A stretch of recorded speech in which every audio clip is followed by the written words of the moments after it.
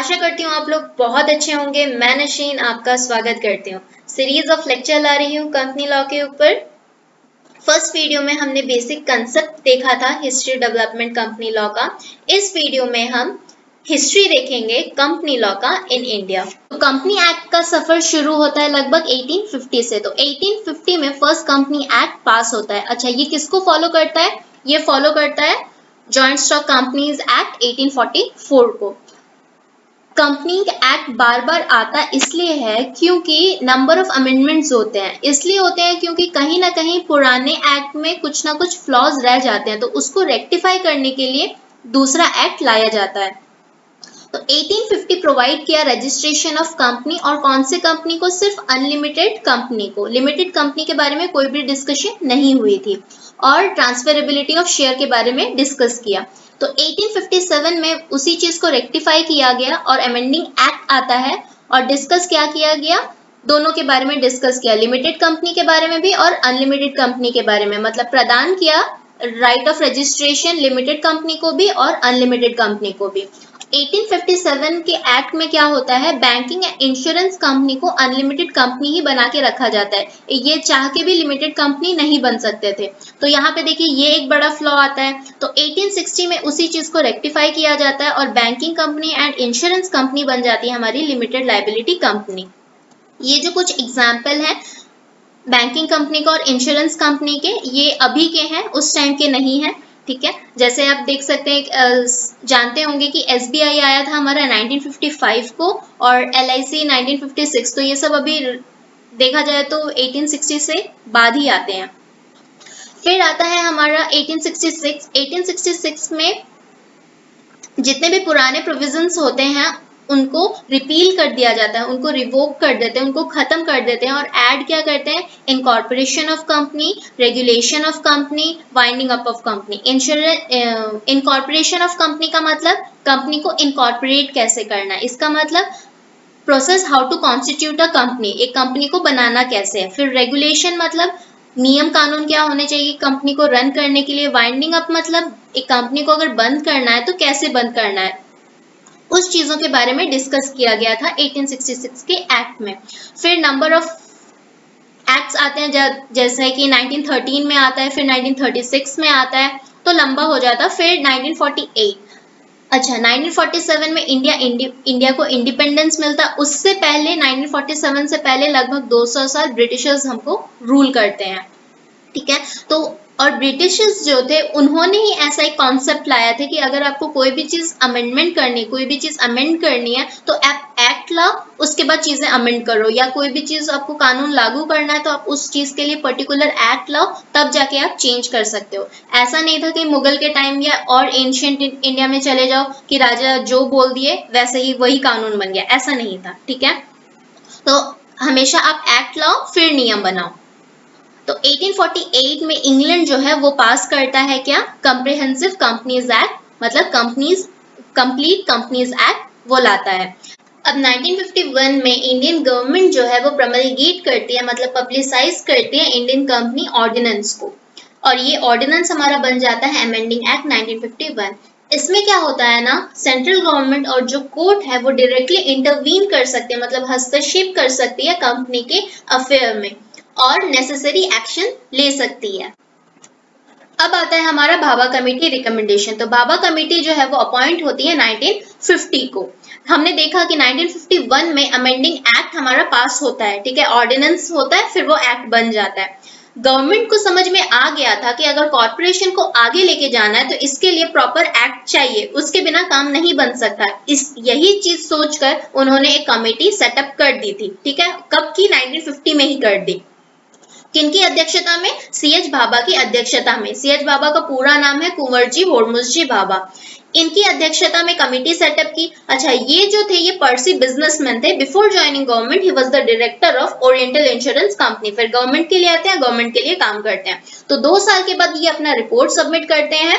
Report submit जो होता है, यहाँ पे देखिए एक रफ डॉक्यूमेंट होता है। ठीक है, पार्लियामेंट के लिए एक रफ डॉक्यूमेंट होता है। तो ये जो है ये बिल इंट्रोड्यूस होता है पार्लियामेंट में। तो पहले लोकसभा से पास होता है, फिर राज्यसभा के पास जाता है, फिर प्रेसिडेंट के पास जाता है तो वो अपना अनुमति देते हैं, साइन करते हैं, ठीक है, स्वीकार करते हैं उसको, और वो बन जाता है हमारा एक्ट, जो कि पूरे इंडिया पर लागू होता है। ये जो बिल होता है ये लार्जली किस पे ज्यादा फॉलो करता है, ये जो रिपोर्ट बनाते हैं किसको ज्यादा फॉलो करते हैं? मीन टाइम जो 1948 में हमारा कॉम्प्रिहेंसिव कंपनीज एक्ट जो पास होता है उसी को ज्यादा मद्देनजर रख के वो चीजों को लाते हैं, ठीक है।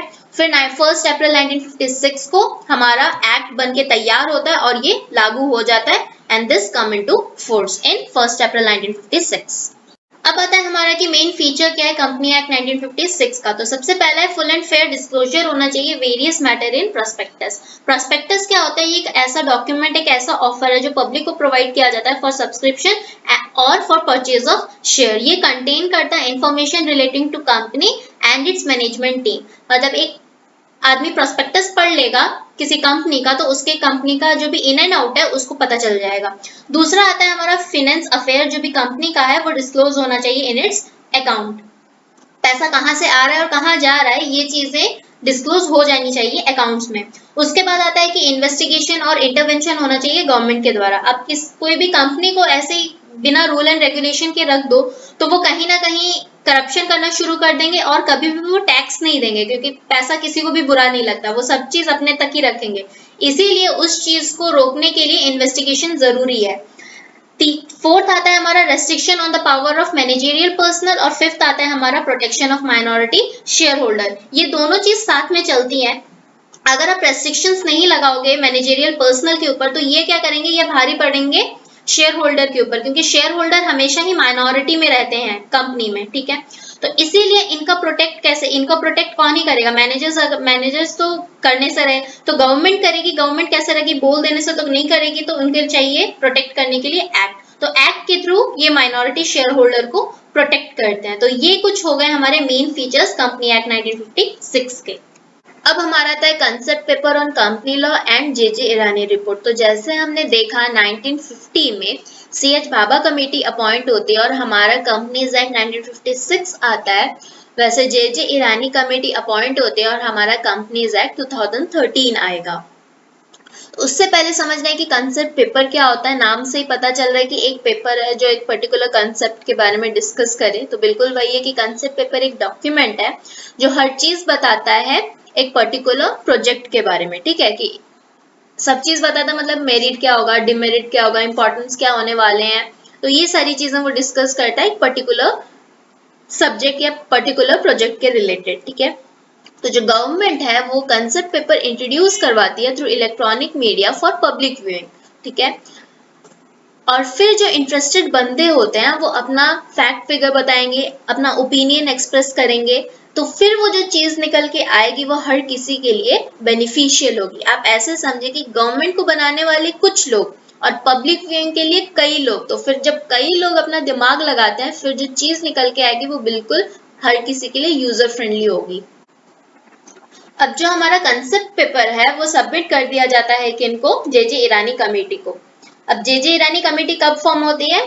ऑन 2 दिसंबर 2004 को ये अपॉइंट होती है। किनकी अध्यक्षता में? जे ईरानी जी की अध्यक्षता में। वो अपना फिर रिपोर्ट सबमिट करते हैं और फिर हमारा एक्ट बन के आ जाता है। तो ये जो सफर है ना रिपोर्ट सबमिट करने से लेके कंपनीज एक्ट 2013 का, थोड़ा लंबा है, हम देख लेंगे।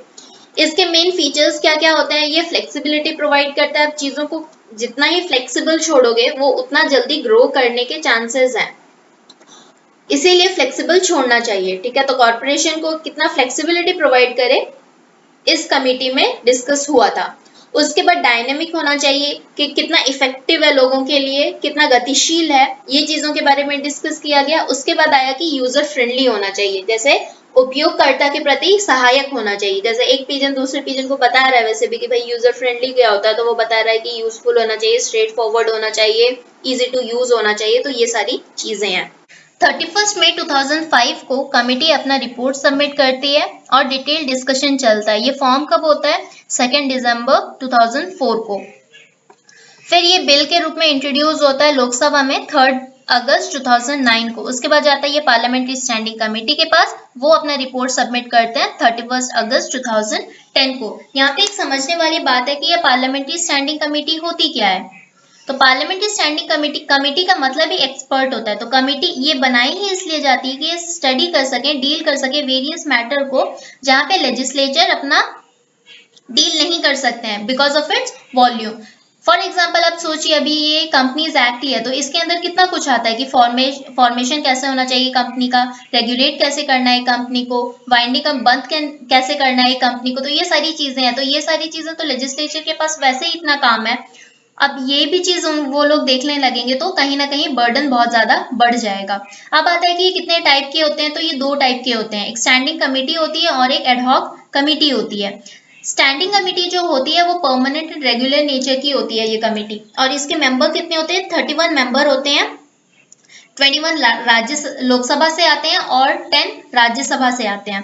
अच्छा, यहाँ पे जो मेंबर होते हैं ये एक्सेप्ट मिनिस्टर होते हैं। क्यों होते हैं, क्योंकि आप समझिए कि हमारे पास कितने सारे मिनिस्ट्री है, जैसे लॉ की मिनिस्ट्री हो गई, फैमिली एंड वेलफेयर के रिलेटेड मिनिस्ट्री हो गई, कॉमर्स के रिलेटेड मिनिस्ट्री हो गई, केमिकल एंड इंडस्ट्री के रिलेटेड मिनिस्ट्री हो जाती है, आईटी के रिलेटेड मिनिस्ट्री हो जाती है। तो इतने सारे मिनिस्ट्री और मिनिस्टर ये सब देखते हैं। फिर अगर स्टैंडिंग कमेटी के भी मेंबर बनते हैं तो बर्डन बहुत ज्यादा बढ़ जाएगा, उनका बर्डन कम करने के लिए ही स्टैंडिंग कमेटी बनाई जाती है।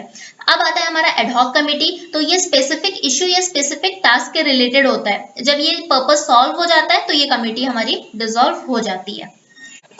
तो हमारा रिवाइज कंपनी बिल 2011 इंट्रोड्यूस होता है, क्योंकि नंबर ऑफ चेंजेस होते हैं पार्लियामेंट्री स्टैंडिंग कमेटी के थ्रू, तो इसीलिए रिवाइज कंपनी बिल 2011 इंट्रोड्यूस होता है। फिर ये पास होता है हमारा लोकसभा से 18 दिसंबर 2011 को।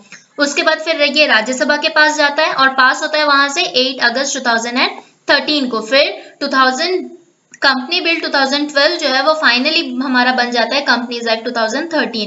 तो मैंने पहले अपने वीडियो में ये बताया हुआ है कि इतनी जो लंबी सफर लगती है 2011 से 2013 का, तो ये मैंने डिस्कस किया है कि ये ऐसा क्यों होता है, और दूसरा मैंने बिल से एक्ट का क्या सफर होता है ये भी मैंने डिस्कस किया हुआ है। उसके बाद जो है कि हमारा कंपनीज एक्ट 2013 में कितने चैप्टर है, कितने सेक्शन है और कितने शेड्यूल है। तो चैप्टर हमारा 29 है, सेक्शन हमारा 470 है और शेड्यूल कितना है, 7 शेड्यूल है। 1956 के एक्ट में हमारे पास कितने सेक्शन थे, 658 सेक्शन थे। ये तो हमारा कंपनीज एक्ट का सफर है। कॉन्स्टिट्यूशन का थोड़ा आप रिवाइज कर लीजिए। तो जब हमारा कमेंसमेंट हुआ था कॉन्स्टी, तब कितना आर्टिकल था, तब हमारे पास 395 आर्टिकल थे। पार्ट कितने थे, 22 पार्ट थे, और शेड्यूल कितने थे, शेड्यूल थे हमारे पास 8। अभी प्रेजेंट में कितने हैं, 448 आर्टिकल है, पार्ट कितना है, 25 पार्ट है, और शेड्यूल कितना है, 12 पार्ट है। तो आई होप ये लेक्चर आपको समझ आया होगा। Thanks for watching, God bless us all.